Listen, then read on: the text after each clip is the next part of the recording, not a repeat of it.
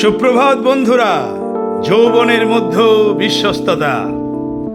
তোমার যৌবনকে কেউ তুচ্ছ না করুক, বরং বাক্যে, আচরণে, প্রেমে, বিশ্বাসে ও পবিত্রতায় বিশ্বাসীদের জন্য আদর্শ হও। প্রথম তিমথিও 4:12। আজ আমরা তিমথিয়ের জীবন থেকে একটি অনুপ্রেরণামূলক শিক্ষা গ্রহণ করব। তিমথিও ছিলেন একজন তরুণ বিশ্বাসী, যাকে ঈশ্বর অসাধারণভাবে ব্যবহার করেছিলেন। তার জীবন আমাদের শেখায় যে ঈশ্বরের সেবার জন্য সবচেয়ে গুরুত্বপূর্ণ বিষয় বয়স নয়, বরং বিশ্বস্ততা, নম্রতা এবং ঈশ্বরের প্রতি আনুগত্য। তিমথিও একটি ধার্মিক পরিবারে বেড়ে উঠেছিলেন। তার মা ইউনিকে এবং দিদিমা লোইস ছোটবেলা থেকেই তাকে ঈশ্বরের বাক্য শিক্ষা দিয়েছিলেন। সেই শিক্ষা তার হৃদয়ে গভীরভাবে গেঁথে গিয়েছিল এবং পরবর্তীকালে তার জীবনের ভিত্তি হয়ে উঠেছিল। যখন প্রেরিত পৌল লুস্ত্রায় এসেছিলেন, তখন তিনি তিমথিয়ের মধ্যে বিশেষ সম্ভাবনা দেখতে পেলেন। তিনি তাকে নিজের সহকর্মী হিসাবে গ্রহণ করলেন। এরপর তিমথিও বহু মিশনারি যাত্রায় পৌলের সঙ্গে কাজ করলেন এবং সুসমাচার প্রচারে গুরুত্বপূর্ণ ভূমিকা পালন করলেন। কিন্তু তিমথিয়ের জীবন সময় সহজ ছিল না। তিনি তরুণ ছিলেন, কিছুটা লাজুক স্বভাবে ছিলেন এবং অনেক সময় নিজেকে দুর্বল মনে করতেন। তাই পৌল তাকে বারবার সাহস দিয়েছেন। তিনি লিখেছিলেন, ঈশ্বর আমাদের ভীরুতার আত্মা দেননি, বরং শক্তি, প্রেম ও সংযমের আত্মা দিয়েছেন।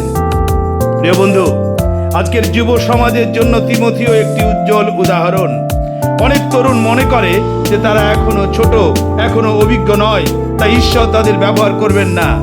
কিন্তু তিমথিয়ের জীবন আমাদের দেখায় যে ঈশ্বর তরুণদেরও তার মহৎ কার্যে ব্যবহার করতে পারেন। শুধু যুবকরাই নয়, আমাদের সবার জন্য একটি এখানে গভীর শিক্ষা রয়েছে। অনেক সময় আমরা নিজেদের সীমাবদ্ধতার দিকে তাকাই। আমরা ভাবি, আমার অভিজ্ঞতা কম, আমার ক্ষমতা কম, আমি কি করতে পারবো? কিন্তু ঈশ্বর আমাদের যোগ্যতার পরিমাণ দেখেন না, তিনি আমাদের বিশ্বস্ততা দেখেন। তিনি এমন হৃদয় খোঁজেন যা তার জন্য সম্পূর্ণভাবে নিবেদিত। তিমথিয়ের জীবন আরো শেখায় যে একজন বিশ্বাসের চরিত্র তার সবচেয়ে বড় সাক্ষ্য। কথাই নয়, জীবনের মাধ্যমে খ্রিস্টকে প্রকাশ করতে হয়। প্রেম, পবিত্রতা, বিশ্বাস এবং উত্তম আচরণের মাধ্যমে আমরা অন্যদের সামনে খ্রিস্টের আলো তুলে ধরতে পারি।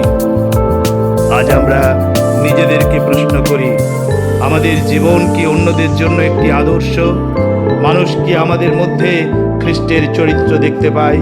আসুন আমরা তিমথিয়ের মতো বিশ্বস্ত হই। বয়স, অভিজ্ঞতা বা সীমাবদ্ধ যাই থাকুক না কেন, আমরা যেন পিছুপা না হই, ঈশ্বরের আহ্বানে সাড়া দিই এবং তার কাজে নিজেকে সমর্পণ করি।